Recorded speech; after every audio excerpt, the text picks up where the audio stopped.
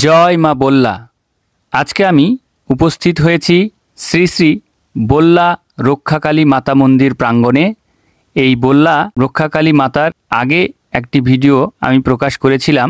সেখানে বলেছিলাম পুজোর সময় বিশাল আকার অনুষ্ঠান উদযাপন করা হয়, সেই সম্পর্কে বিস্তারিত ভিডিও আমি নিয়ে আসব। তাই আমি আবারও চলে এসেছি শ্রী শ্রী বল্লা মাতা মন্দিরে।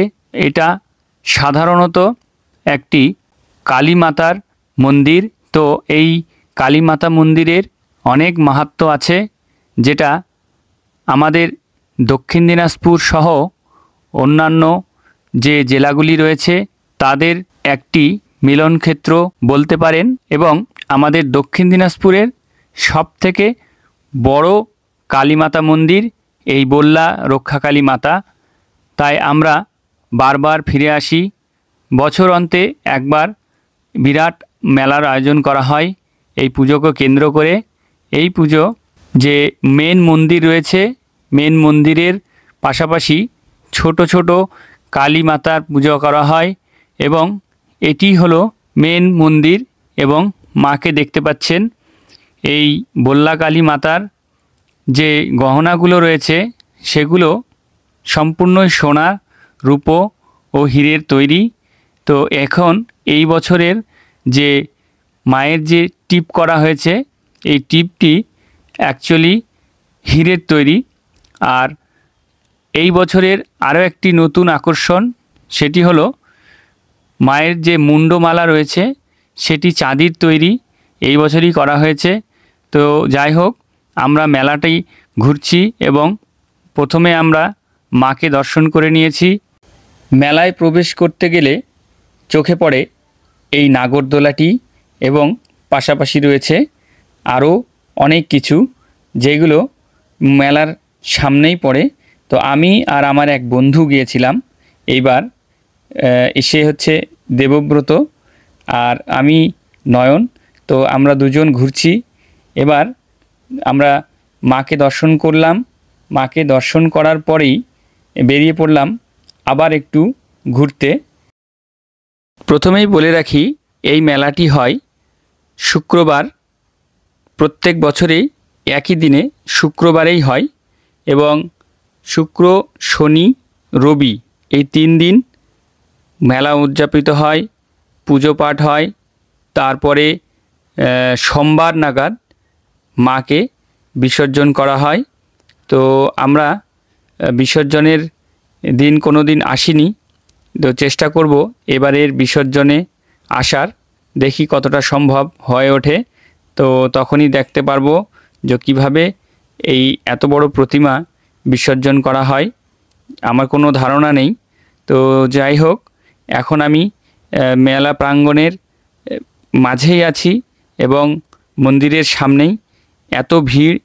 আমাদের মতো অনেক ভক্তরা এসেছেন, যারা দূর দূরান্ত থেকে, কলকাতা, শিলিগুড়ি সহ আরও অনেক দূর থেকে যারা মানত করেছিলেন, যাদের মনস্কামনা পূরণ হয়েছে।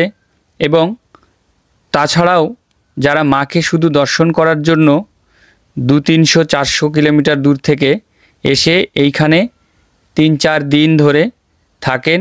আর প্রতি সপ্তাহের শুক্রবার করে একটি পুজো রাখা হয়। তাছাড়াও তো দৈনন্দিন যে নিত্যদিনের পুজো পাঠ সেটাও করা হয়। আর এটা দক্ষিণ দিনাজপুরের একটি জাগ্রত মন্দির। কালী মাতা সবারই মনস্কামনা পূরণ করেন, এটাই আমরা জানি। খুব সুন্দর লাগছে। আর এটা হচ্ছে, আমরা সকালবেলা একবার গিয়েছিলাম, যেখানে সকাল 7টা নাগাদ এই দৃশ্য খুব সুন্দর। এই যে এখানে ট্যাটু করার সব জিনিসপত্র পাওয়া যায়। যারা ভাবছেন যে ট্যাটু করবেন, পার্মানেন্ট ট্যাটুও পাওয়া যায়। এবং চশমা, ঘড়ি, এই সমস্ত বেল্ট, জুতা থেকে শুরু করে যা কিছু। আর স্পেশাল আরেকটা জিনিস এখানে আছে, সেটা হচ্ছে এক ধরনের বাঁশি পাওয়া যায় এখানে। বাঁশি বলতে একটু হার্ড সাউন্ড হয়, সেই বাঁশিগুলো সবাই নেয়। হ্যাঁ, এখানে এটা পাওয়া যায়। আর খুব ভালো লাগছে ঘুরে। তো দেখতেই পাচ্ছেন বড় বড় সব দোকান বসেছে, ভেলপুরি, চাট, পাপড়ি চাট, এই সমস্ত মোগলাই। এই যে দোকানটা, কত বড় দোকান, খুব সুন্দর। আর এটা এই দৃশ্যটা একটু সকালের দৃশ্য আমি দেখাচ্ছি। আর এইখানে এত রকমের ভ্যারাইটিস জিনিসপত্র এসেছে এবারও। প্রত্যেক বছর আমরা খুব এনজয় করি। তো এবছর আমরা দেখাচ্ছি আপনাদেরকে যে আমাদের এখানে মেলাটা কত সুন্দর হয়, দেখলেই বুঝতে পারবেন। হ্যাঁ, এইবার আমরা এই মেলাটাকে ঘুরছি, খুব সুন্দরভাবে ঘুরছি।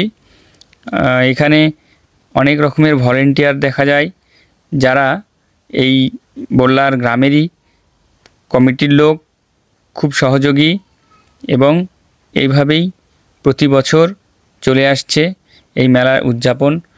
তো খুব ভালো লাগছে। তা আপনারাও আসুন, দেখুন এই জায়গাটি কত সুন্দরভাবে সেজে উঠেছে।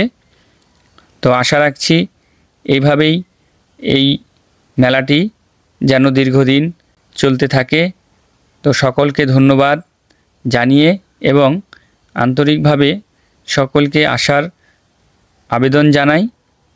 তা আপনারাও আসুন, দেখুন কত লোক এখানে, ভিড়, লোক দেখলেই আপনারা বুঝতে পারবেন যে এই মেলার কতটা উন্মাদনা। খুব ভালো।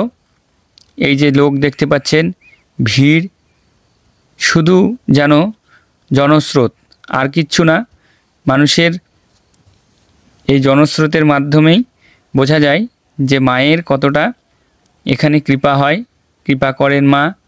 দেখা হচ্ছে আবার কোনো নতুন কোনো ভিডিও নিয়ে। ধন্যবাদ।